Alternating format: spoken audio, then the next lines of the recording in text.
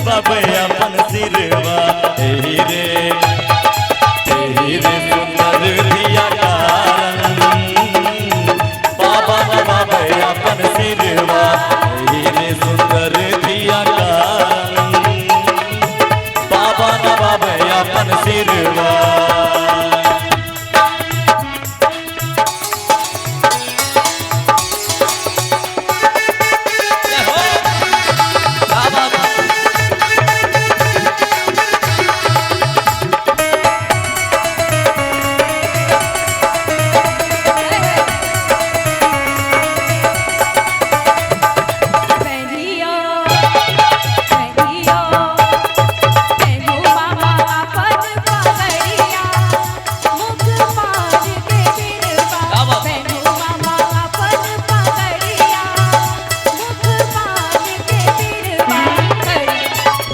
जे सिर कबहू न लावे हो जे सिर कबहू न लावे मामा लबावे सिरवा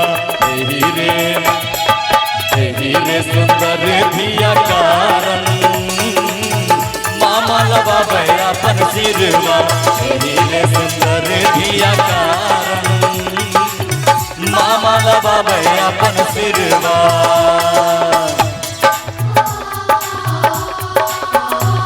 क्या बात है क्या बात है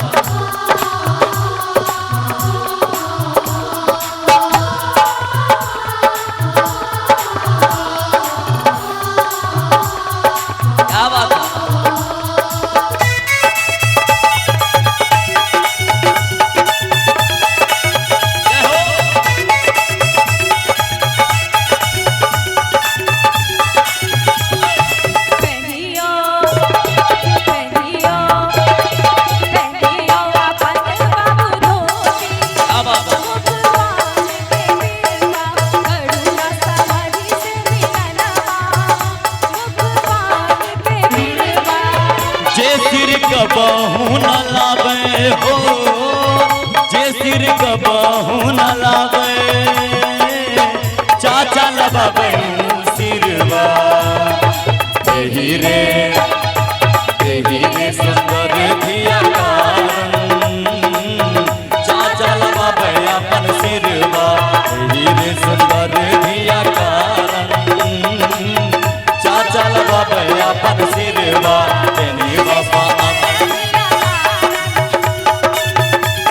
नबाबे अपन सिरवा तेनो मामा अपन पगरिया मुख पान के बिरवा करो न समाधि से मिलनवा मुख पान के बिरवा। जे सिर कबहू न लावे हो